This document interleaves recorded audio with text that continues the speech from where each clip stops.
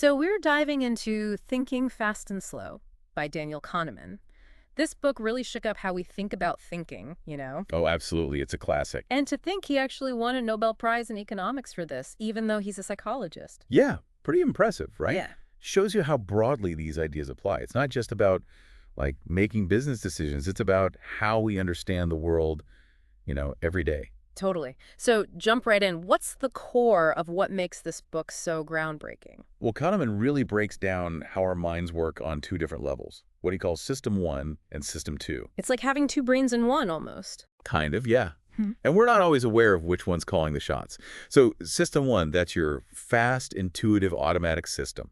It's always running in the background. It's how you recognize faces, right? Or how you just instinctively know how someone's feeling. Or like when you swerve to avoid a pothole without even thinking, that's System 1. Exactly. It's all about those quick judgments, those gut reactions. Then you've got System 2. This one's slower, more deliberate, more logical. It's what we like to think of as our thinking mind, but it takes effort. Right, like if you're trying to solve a tricky puzzle or figure out whose turn it is to do the dishes. Exactly. Or if you're trying to parallel park in a tight spot, that's Yeah. definitely System 2 kicking in. And most of the time, we think we're being all rational using System 2, but Kahneman's saying, not so fast. He says System 1, that quick, intuitive part, is actually running the show a lot more than we realize. Way more often, yeah. Hmm. We're on autopilot more than we think. And this is where things get really interesting because System 1, for all its strengths, well, it relies on these mental shortcuts that Kahneman calls heuristics. They're like rules of thumb our brains use to make quick judgments. So we're being efficient, but maybe not always accurate. Exactly. Can you give an example of one of these heuristics, like how it works in our everyday lives? Well, there's the availability heuristic, one of the most famous ones. Basically, if something's easy for us to recall, if it's vivid in our minds, we tend to think it's more likely to happen, even if it's not. Oh, so like after you watch a scary movie and suddenly every little noise makes you jumpy. Yeah, exactly. Or think about it this way.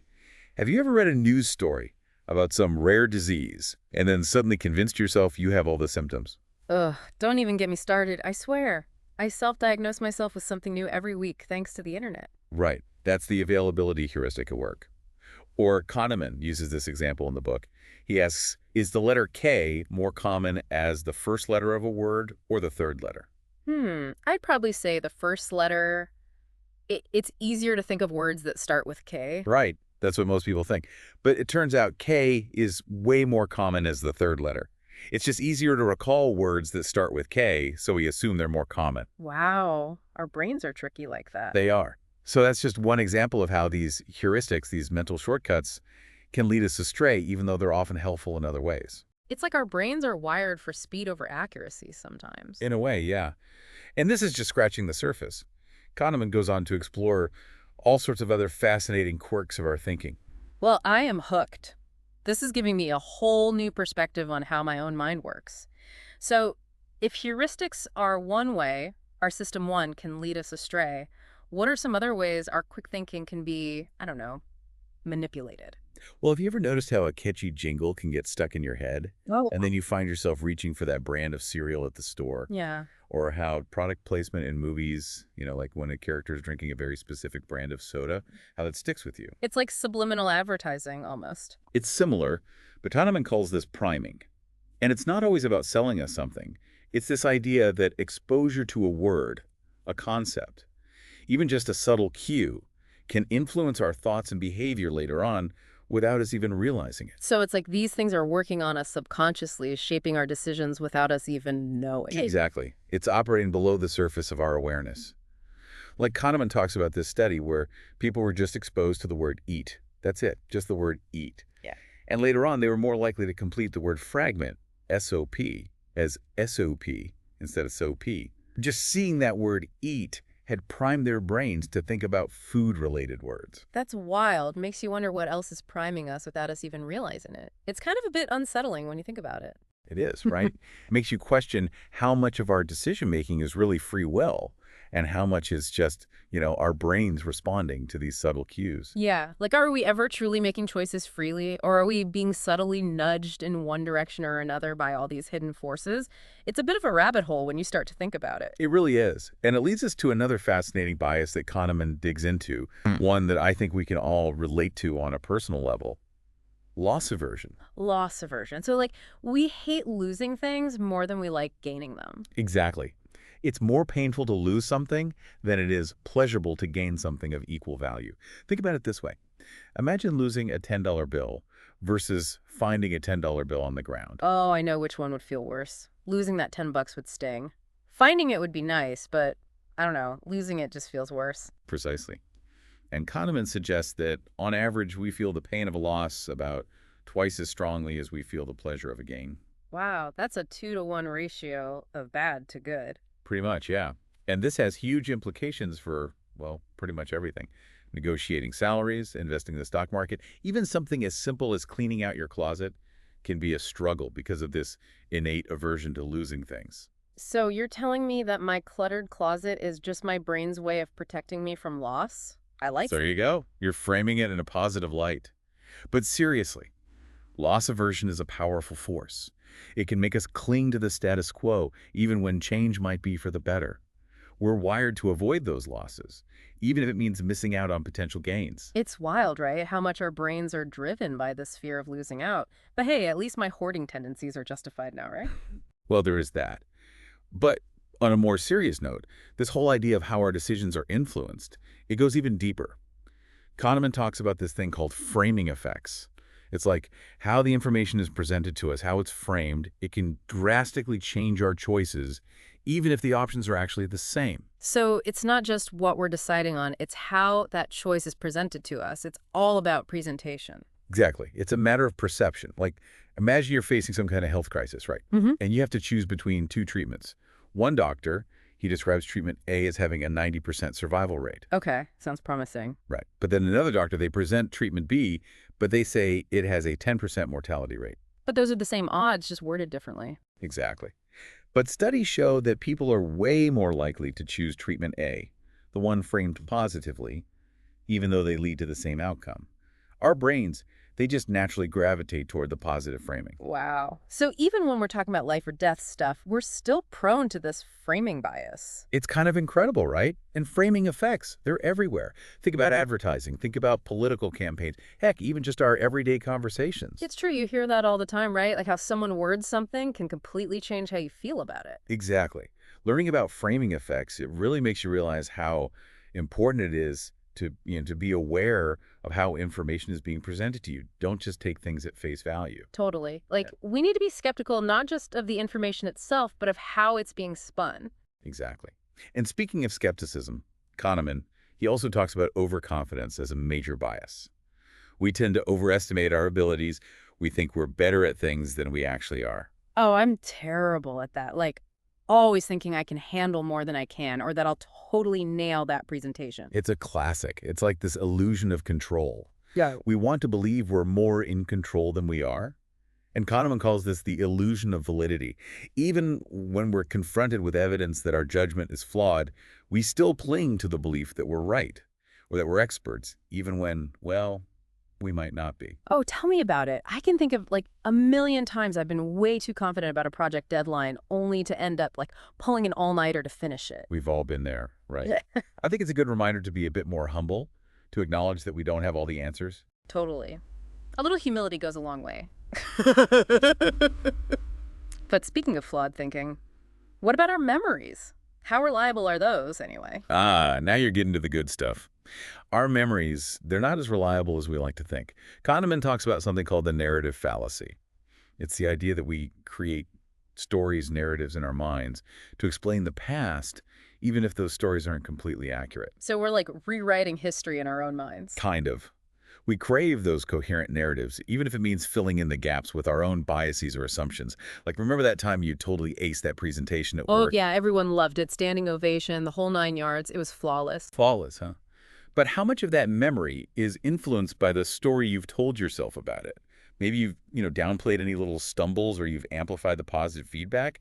Our memories, they're malleable. They change over time based on our current experiences and how we see ourselves. So you're saying my memories are more like creative interpretations than accurate recordings? In a way, yes. And this has big implications for how we understand our past, how those memories influence our present decisions, and even just how we might be totally misinterpreting events based on these, fuzzy recollections. It's like we're unreliable narrators of our own lives. Sometimes, yes. And to make matters even more interesting, Kahneman throws another curveball. Regression to the mean. It's this statistical tendency that trips us up all the time. Regression to the mean. Okay, break that down for me. What does that even mean? So it's the idea that extreme outcomes, whether they're good or bad, they tend to be followed by more, average outcomes. Like, imagine a golfer, right? They're having an incredible round, like the best round of their life. They're on fire, hitting every shot perfectly. Exactly.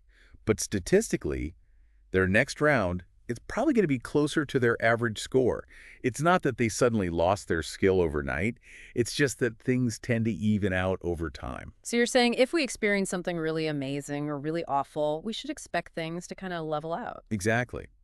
But we often fall into this trap of thinking that those extreme outcomes were because of our skill or our effort or, something we did, when in reality, luck probably played a bigger role than we realize. So we're not giving ourselves enough credit for just being lucky sometimes. Sometimes. Or we're beating ourselves up over things that were out of our control. Understanding regression to the mean, it can help us have more realistic expectations. Yeah.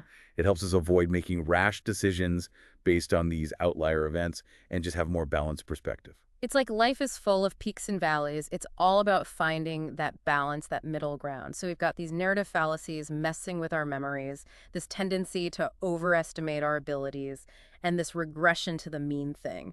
What other mental gremlins do we need to watch out for? Well, let's talk about anchoring. This one's a doozy.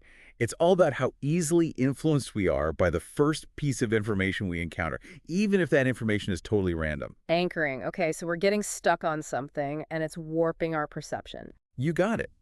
Like imagine you're trying to haggle the price of a used car. And the seller, they start by throwing out this ridiculously high number. Oh, classic car salesman tactics. Right. Even if you know it's way too high, that initial anchor, it has this sneaky way of influencing how much you think the car is worth. Yeah. You might end up agreeing to a price that's still more than you wanted to pay, just because you were anchored to that initial crazy number. It's like that high anchor, it sets the bar, and everything else is negotiated from there, even if it wasn't a realistic starting point. Exactly. And this happens everywhere, not just with used cars. Salary negotiations, figuring out how much to pay for a house, even just estimating how long a project will take. That first number, that anchor, it carries a lot of weight. It's true. Those first impressions, those initial figures, they really stick with us. It's like a mental shortcut our brain uses, even if it means we might be way off base. So we've got to be extra vigilant about those anchors, try to set our own whenever we can. Absolutely. Don't let those anchors drag you down. But speaking of assumptions, how we size things up, Kahneman, he dives into this other bias, representativeness. Representativeness. So we've talked about how easily accessible information can throw us off, how the way things are presented colors our perception. Where does representativeness fit in? Well, picture this. You're at a party, right? You meet someone new. They're a little shy, maybe wearing those, thick-rimmed glasses, and they're really into this book about quantum physics. Okay, I can see them now. Not exactly the life of the party. Right. So here's the question. If you had to guess, are they a librarian or a professional athlete? What's your gut telling you? Based on that description, I'd probably say librarian. They just, I don't know, they fit the image that pops into my head. Exactly. And that's representative in action. We judge how likely something is based on how well it matches these prototypes we have in our minds, these preconceived notions, even if those prototypes are based on, stereotypes or just very limited information. So even though statistically there are probably way more athletes out there than librarians, our brains, they latch on to those representative traits and make a snap judgment. Precisely. And this can have real consequences in the real world. We might make unfair assumptions about people, misjudge their abilities, or miss out on important information because we're so focused on how well they fit into our little mental boxes.